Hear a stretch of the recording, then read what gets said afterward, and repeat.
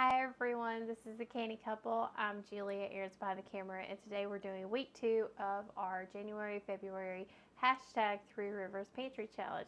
But before we get started, we would really appreciate it if you would subscribe to our channel. So this week is a busy week of food preparation, but I'm going to use a lot of stuff out of our pantry, out of our larder, a lot of things that we have on hand. And I'm going to be using the oven, so I'm going to fill this sucker to capacity. So I'm doing a mashed sweet potato and also a mashed squash. And instead of boiling these like I normally would, I decided since I've got the oven on, I'm just going to bake them and get that done, have it all done at once. We're also doing a quick spaghetti with a marinara sauce from Home Canned Tomatoes. I'm not Italian. This is really quick and easy, and it tastes good, and that's what we're going with. For lunch, we are doing potatoes with kind of called like Texas trash dip, sort of. But I'm leaving out one of the ingredients because I don't have a lot of it on hand, which is cream cheese. So we're kind of making a mock one. It's really good, and it goes really good on potatoes. I'm going to do a cake brownie with pumpkin. I'm also going to be making a chocolate chip pumpkin muffin that we do like a bread. And I think that's it. Yeah, Is that it? That's it. It's a lot. It's a lot. But this takes care of us for the week. Busy weeks like this week, I just know I need to have our food on hand. So let's get started. So I have my oven preheating to 350. Once it preheats, I'm going to throw all this food in it. Let's start with our pumpkin bread. It's the one that's the most complicated to make. So I already have about 2 cups of pumpkin in here. This is pumpkin we grew on our property. And I have 4 eggs. I'm going to add a cup of oil.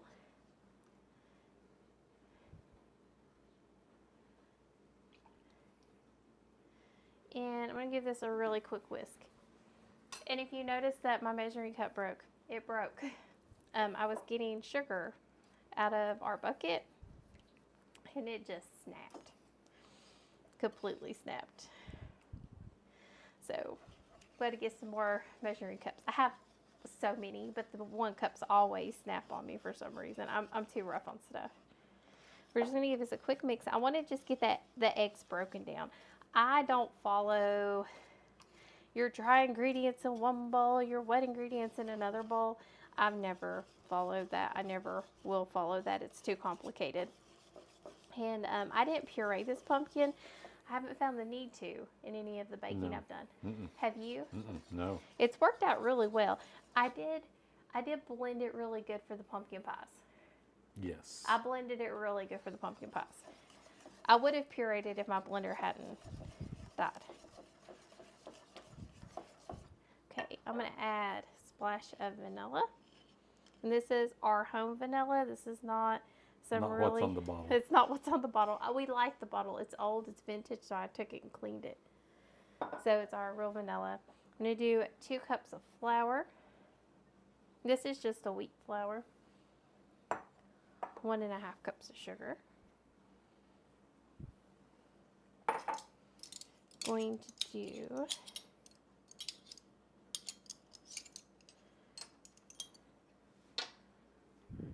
2 teaspoons of the baking powder.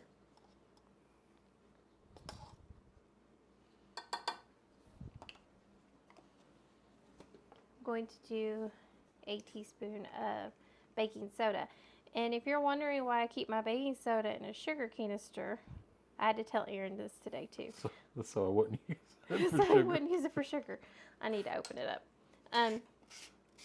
I have been struggling with my enamel cookware, and sometimes I use baking soda to help me clean it. So instead of me having to pull the big bag out, I don't use this for sugar, but it works out perfect for baking soda. I'm going to use my pumpkin pie spice, and I'm going to use a whopping tablespoon. Now, you can cut this back, but we like flavor in our house. So, actually, I'm going to use a tablespoon and a half because it does taste so good. I feel like that's one of the things in American cooking is we're afraid of flavor. I'm not afraid of flavor. I'm going to put in some nutmeg because I have it and it was easy to get to. And that is it. Now we're just going to mix this in, get all the ingredients incorporated. Then we're going to add some chocolate chips. And you don't have to add the chocolate chips. But it does make it amazing. And I'm not... He's not a chocolate fan. I'm not a chocolate chip type of person, I would say. But in this, oh. He loves Yes. pumpkin and chocolate. And he never thought he would be saying that. No, never. This is my favorite thing to have in the mornings with coffee, too. It is. It is. I actually made this for Thanksgiving with cream cheese, and we ended up eating it for breakfast. Yeah. And he's like, this is the best thing ever with breakfast. It's not too sweet. It seems like it would be, but it really is not too sweet at all. It is just... It's a good coffee cake. It is. It's a very good, if you like coffee, if you like pumpkin. You see how easy that was together? Just so easy. Now I need to get a spatula.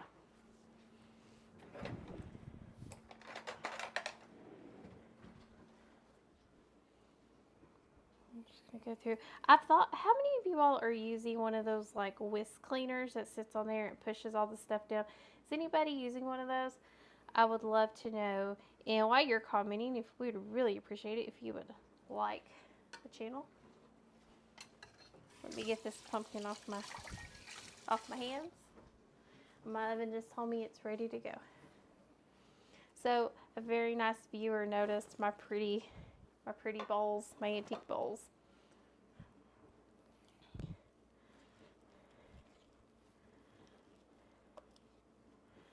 Just going to drop this in, and I like to add my chocolate chips after I get it into the bowl so I can have a good balance inside, because what I have noticed is with chocolate chip baking, they will always sink to the bottom if I'm not careful.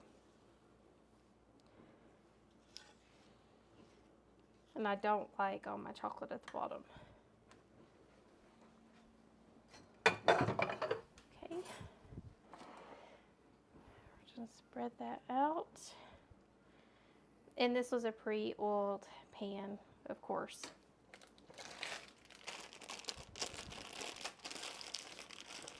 We're just using a dark chocolate chip.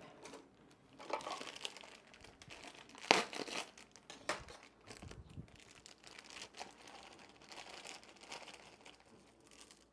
good number. I'm going to put 2 good handfuls. I'm going to mix those in, and then I'm going to add another sprinkle of handful on the top. So we have a good mixture. Because I love chocolate and pumpkin. I think it's one of the absolute best combinations out there.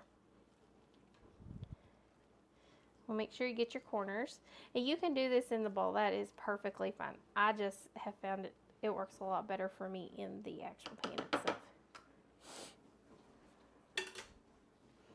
Then I'm going to do it quick. And I probably used a half a bag here.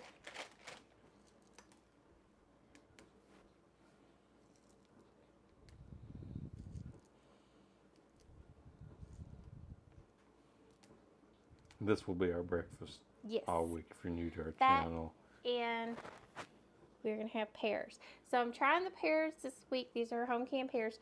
So our little one has already went through 3 jars of apples. Yeah. In our first week. Yes. And I'm going to show you all what I've been doing. I'm making applesauce for her. And I was thinking before I was going to start making applesauce from scratch and have canned applesauce. But I've actually decided that's not really worth my time. I'll just do it the way I've been doing it, but double or even triple the amount of apples that I'm doing. Because it's so much easier on me. So we'll show you how that is later. So here's our muffin bread. Now, a lot of you are going to ask, well, why don't you just go ahead and put this in a muffin tin? This is a lot less work and it cooks just as well. You can't tell a difference in the taste. I hate cleaning a muffin tin. I hate it. Like, it's one of those things. How often do I make muffins? Very rarely. Because I hate cleaning it.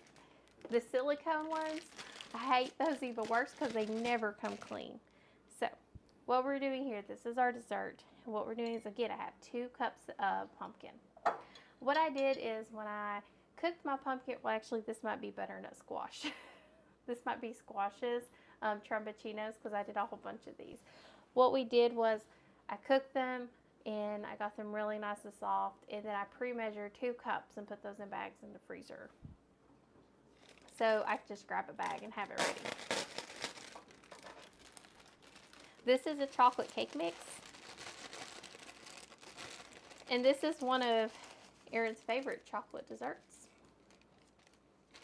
because it turns the cake mix into some sort of like fudgy.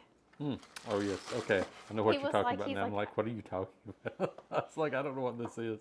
He does too. He just forgot. Yeah, I did. It's 2 ingredients, one of the easiest cakes you'll ever make. I might need a different spoon.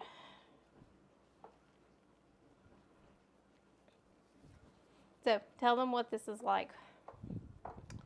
It's like an ooey gooey, like brownie, I guess you could say. I don't like the edges of brownies. I'd rather have the edges here. Erin wants the outside, or the inside where it's gooey.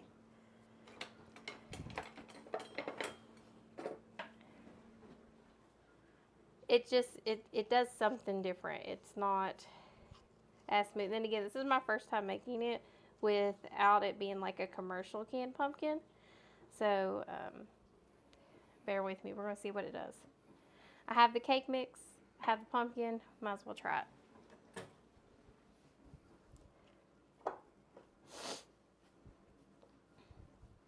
And if you're wondering why we do desserts, this is like a dessert I don't make a dessert every day. I make a dessert like once a week. And I usually always make a dessert. I always have. And it's okay to have something a little sweet in the evenings, or whenever you decide you want to have something sweet. So we usually always have a dessert, but it's for the entire week. It's not for... Yeah, no. I'm not making a dessert every day. This is for usually 5 to 6 days. Or more. Yeah. So, if you're wondering, like, God, they make a lot of sweets. No, not really. Just after work, after dinner, we just like to have something a little sweet.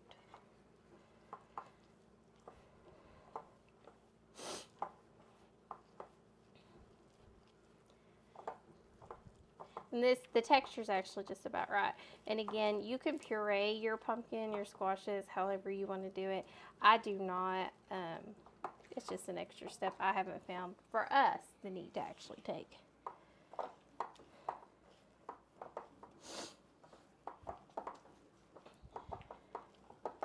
So how do you think the Pantry Challenge is going so far, Erin? Good. So if you haven't checked out our short from Saturday, go check it out. The first of the 2 showed what we actually spent grocery-wise the first week, which was $20.20, but you can see what we got over there. So, I mean, for us, it's always a great way of saving money at the same time. This is.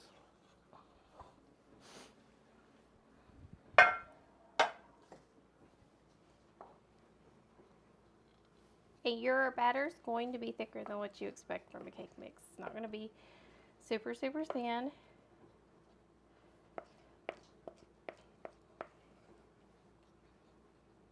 But if you have a can of pumpkin, you have a chocolate cake mix, in your pantry, go try it. It is so good, and it's so easy. And you're just going to bake it before it comes out clear.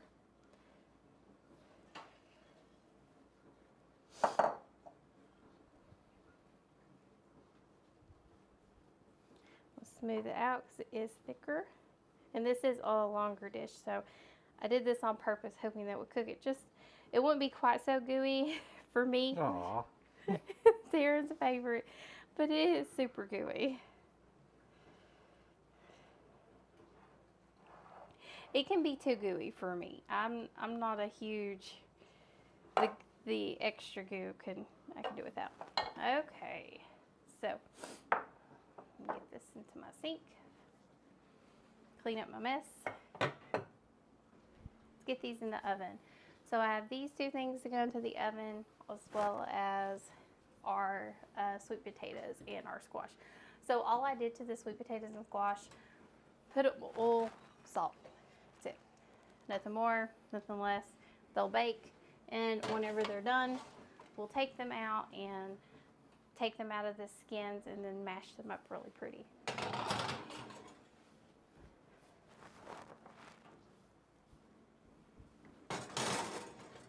So, breakfast, dessert, and dinner is started.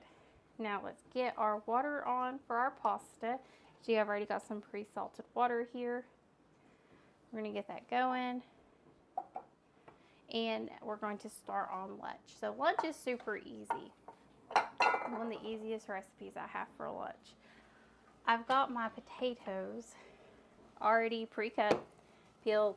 And what I'm gonna do is I'm gonna cook them in the Instant Pot. I was not a potato in the Instant Pot person until I tried it. And I realized Yeah, they're really good in the pot. they're really good, and it's so fast. Yeah. So I'm going to drain some of this water off of here. Just pour some of it out because I don't need that much. I just need enough to cook it. And I need to get some salt. And we only use Redmond's anymore. After trying it for the first time, there's nothing that compares Nothing to that it. compares to Redmond's.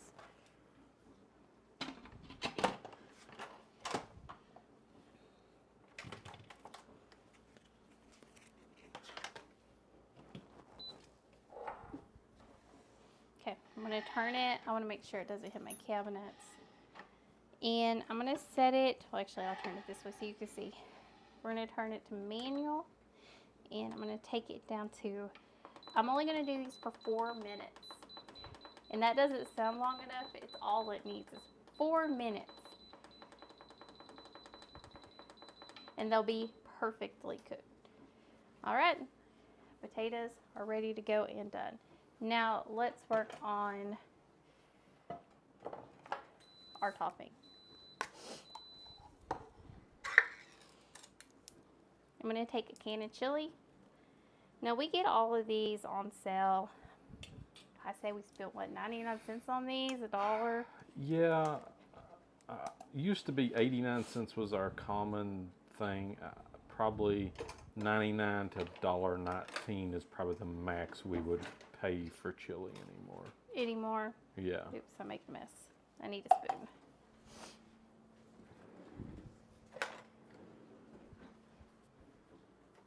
All of our silverware is in the process of being washed, so.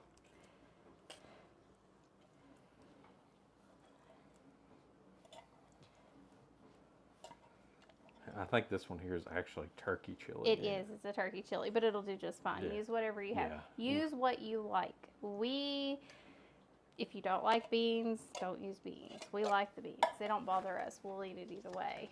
The bean chili tends to be cheaper. Yes. Like by $1 or more. Yeah, which is crazy. Well, beans are cheap. Right, but it's not pure meat. And now I'm going to add refried beans. These are some we got at the Dollar Tree in the packet. I really feel like these are good to have on hand. I'll probably get a couple of more once we see, if this was our first taste of them.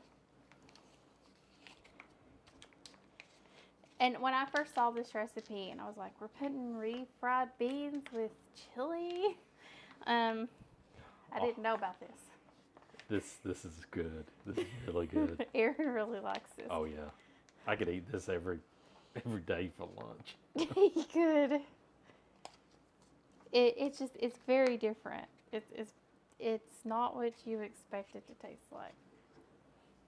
Okay, taco seasoning. I'm going to add about 2 to 3 tablespoons taco seasoning. We're going to give this a stir. Now, taco seasoning is one of those things that we use heavy, but we get it on a really good price. So you can make your own. So however you make your own taco seasoning, do it that way. We just had so much of it that we got. Yeah, we get it from Ollie's all the time. Is where we get ours at. For super cheap. Yeah, where we get a lot of our spices at, actually. With coupons on top of their cheap prices. Yes, exactly.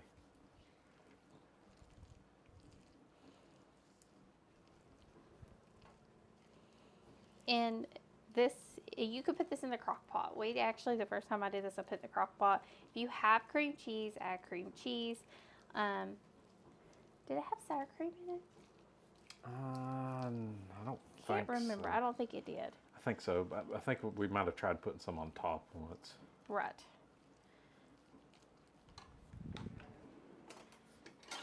Okay, now we're going to add the cheese. And I don't really cut my cheese up much. I'm just going to kind of block it and let it all cook and melt together. That works out really well for us. So I'm doing a block and a half of a sharp cheddar cheese. I like the sharp cheddar because it's got a stronger taste. It goes further and I don't have to work with it as much. And I've been cutting this way since I was knee-high to a grasshopper. So please don't yell at me because I'm not using a cutting board. Erin already yells at me enough about how I do things. And just as a reference, she's not using her really nice knife No, I'm that I not. got her for Christmas for the specific reason, since, you know. I tried to cut my finger open. Yes. Oh, that was so bad. It did. It sliced me right. Oh, it was so bad.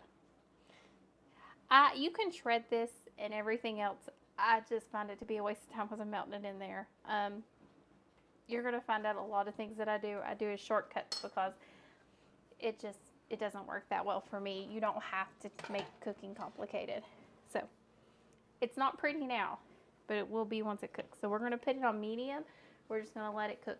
Right now we're sort of in a waiting stage. We need our potatoes to cook, our water to boil. Once the water boils, I'm going to cook our pasta per the box. And once we get our pasta cooked, we'll come back and I will show you our tomato sauce. So my pasta's cooked. Let's finish our sauce and get our pasta in it to finish cooking. So I cooked it most of the way through. I left it a little bit undone, a little under, so that it could cook in the tomato sauce and absorb some of that flavor. Kind of think like you're making mashed tomatoes. Oops, I skipped a step. So I'm going to take my pot that I cooked my pasta in. I'm going to add some oil. You can do another pot if you want. I'm probably adding just like enough to cover the bottom. We don't use a lot of oil. We really don't. I use as little as I can. We're just going to let this get a little hot. Have the stove on high. Yeah, it's good now. We can go ahead and add the garlic. And what I'm going to do is I'm going to take some minced garlic that we keep on hand. And I'm going to do, yep, here, sizzle. I'm going to do 3 of these spoonfuls. I'm going to do 1 for each jar of tomatoes that I'm adding to this.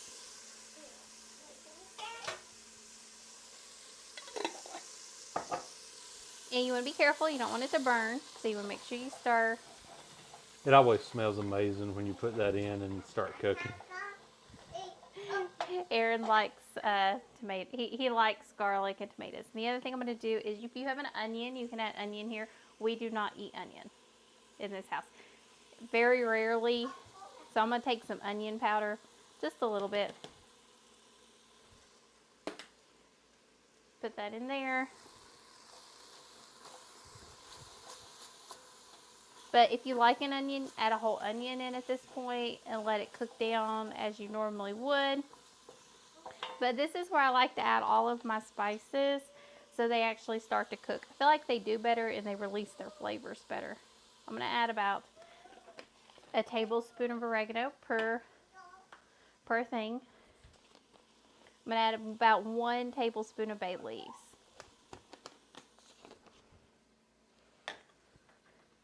And I've got Italian and parsley flakes. I'm going to add about a tablespoon per jar of tomatoes. So that's 3 tablespoons of our Italian. And about the same for our parsley. And Aaron's like, I love it when she makes this because it gets so seasoned. And then I have to watch because I feel like my pot always gets a little hot. I do need to add some oil. This is where I always under add and I always have to end up adding a little bit more. But that's okay. That's part of cooking. As long as you don't burn it, you're okay. So I'm going to get it all good and coated, and then I'm going to add my meat. And what I'm using, you can use hamburger, you can use chicken. I'm just using some Polish sausage that we had. And I don't have to add meat to this. No. Aaron would prefer I didn't. But Polish sausage is perfectly fine to add. And I know we didn't get this at the Dollar Tree, but we have noticed that the Dollar Tree is carrying it in our area every now and then with this type of Polish sausage as well. Yes. So I already cubed it up, and I put it in there more for me because I like the meat. Aaron and Isabel can do without it, but I really like having the meat in there. And how many, I don't know, is this a southern thing, putting Polish sausage in your spaghetti?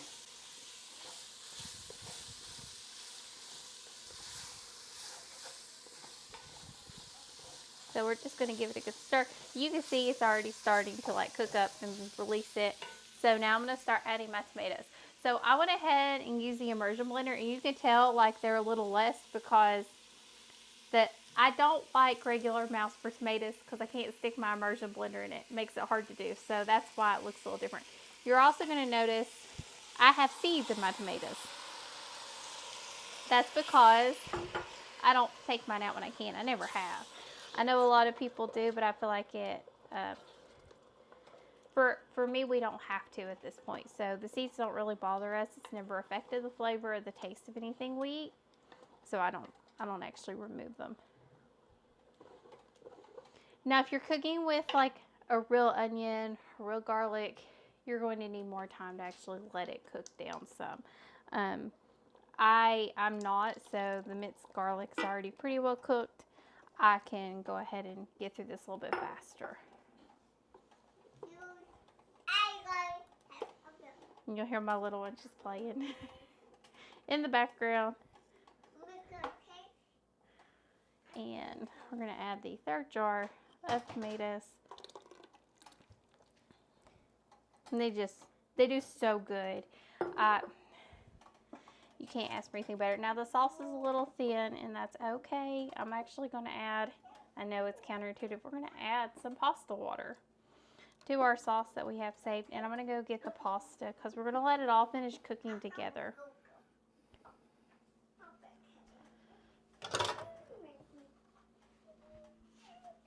So this is just a regular penne pasta that we did here, a whole wheat. Aaron picked this up from our local Food City. It's a Food Line. Yeah, Food Line, sorry.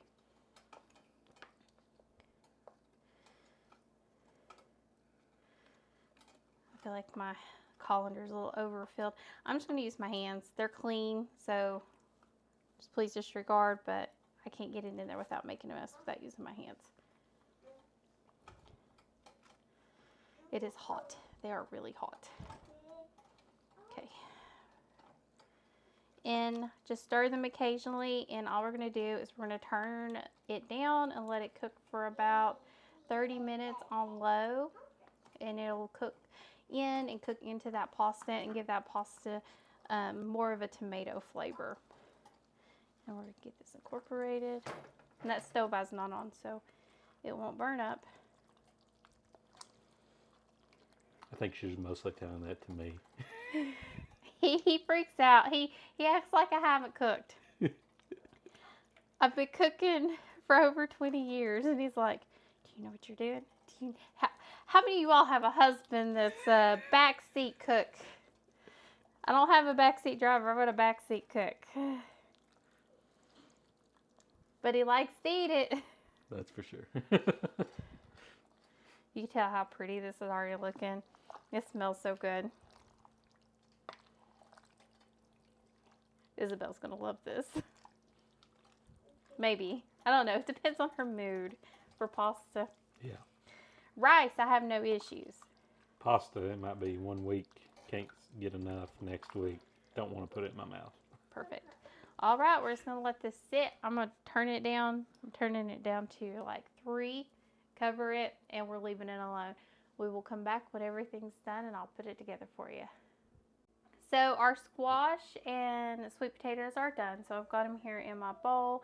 I've already taken the skins off of them. And what we're going to do is we've got half of a stick of butter and some milk in here. And we're just going to try to blend them up.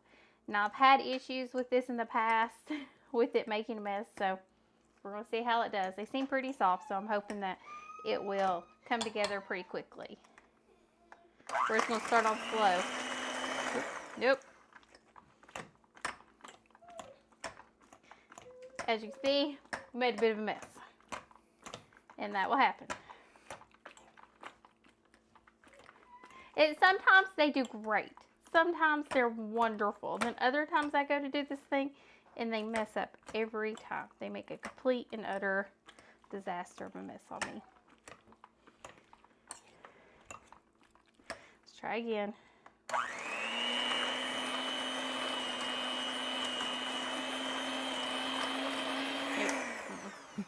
I'm gonna have to do this by hand. I was like, I just saw some shoot by me. All right, give me a second. Okay. All right, we're back with my handy dandy meat masher. I feel like I need to go with it every time. It's safer. It's cleaner.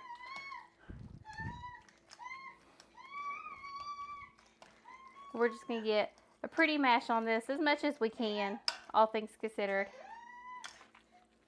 It's dinner time, so she's ready for her plate. Yeah. Which we'll be getting to it right after this because everything's done.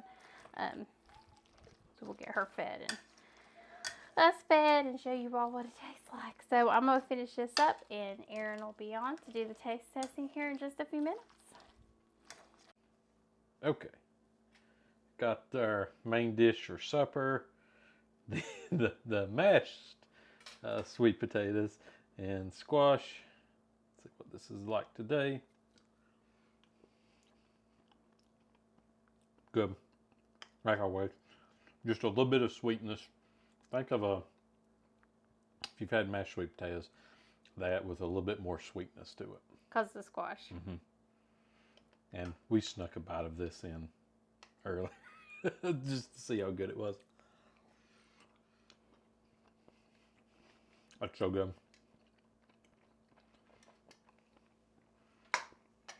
Just basic. But the sauce is quick. Sauce is really good. Now the what is this called again? The trash dip, kinda, sorta. With potatoes. Perfect, right? There's good, yeah. Those potatoes just melt in your mouth. I like that, so good. That's one of my favorite things here lately. Is this one here for lunch. And it heats up really well too. And it's filling. Yes. You don't feel like you're hungry after having potatoes and I'm gonna say trash pan for some reason, but trash dip. My favorite so far. Okay. This is the pumpkin one for breakfast. Just like always. And it's so good with a coffee cake. I have a coffee cake. I can.